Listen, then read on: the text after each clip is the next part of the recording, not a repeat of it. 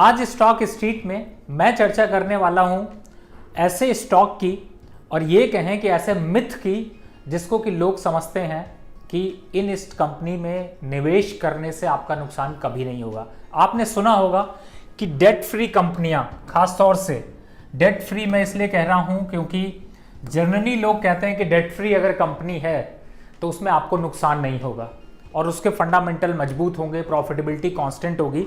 लेकिन ये है स्टॉक मार्केट, यहाँ पर डेट फ्री कंपनी हो या फिर डेट से भरी कंपनी हो, उसकी वोलेटिलिटी, उतार और चढ़ाव, क्या भाव होंगे, इसको कोई निर्धारित नहीं कर सकता।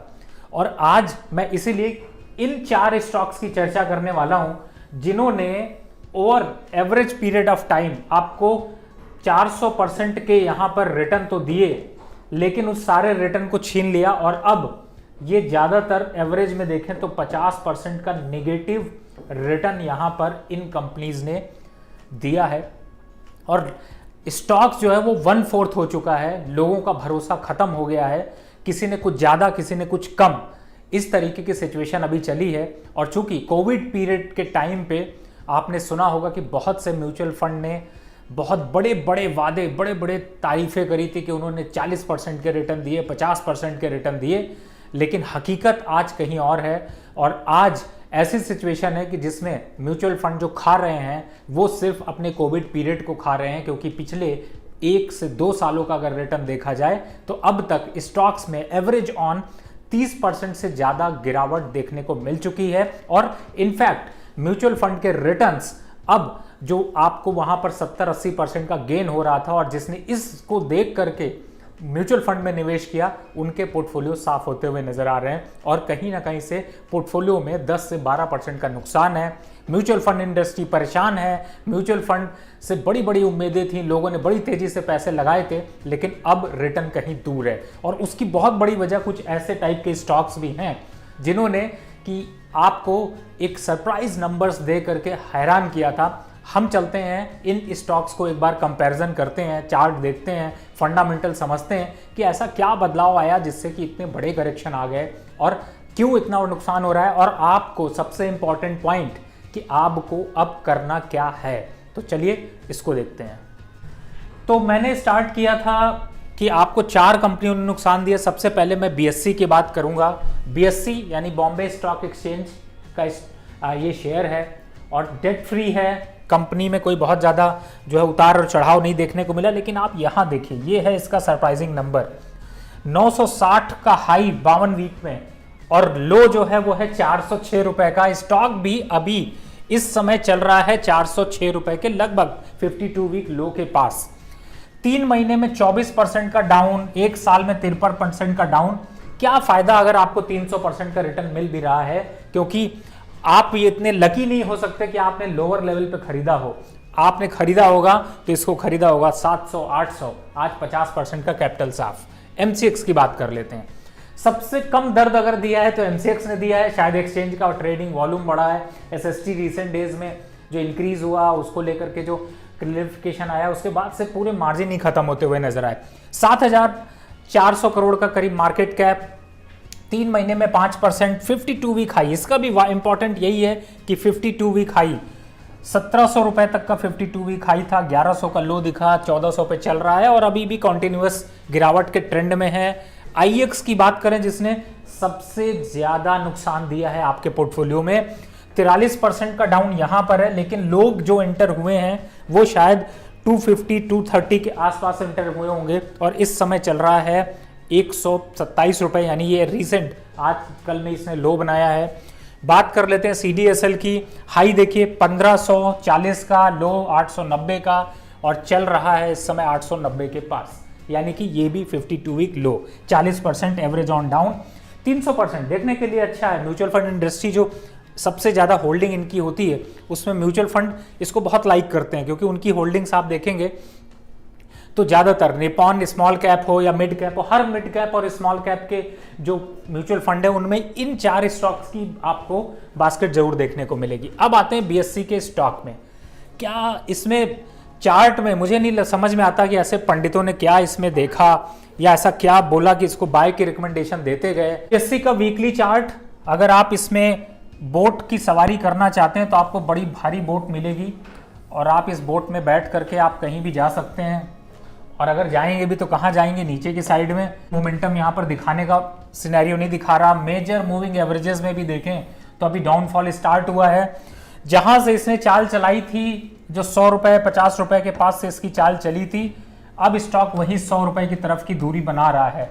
तो आपके लिए ये स्टॉक अब बहुत बड़ी परेशानी खड़ी कर सकता है।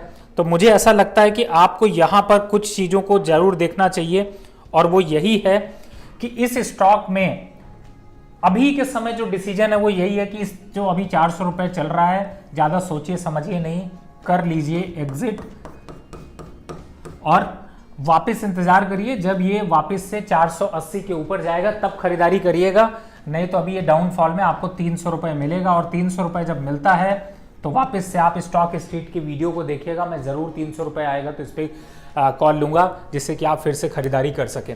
इसमें मुझे ऐसा लगता नहीं कि आपको मेजर मूविंग एवरेजेस प्लॉट करने की ज़रूरत है। जो भी बोलते हैं उसका कोई मतलब नहीं है, क्योंकि आप चाहे कोई भी मूविंग एवरेज यहाँ पर ले लीजिए, चाहे आप एक्सपोनेंशियल ले लीजिए, 200 DMA ले लीजिए।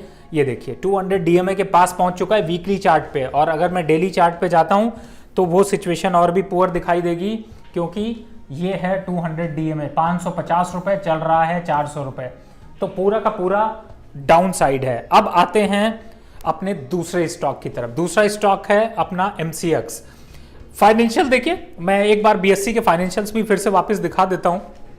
ये देखिए यहां पर अगर कैश फ्लो जाइए,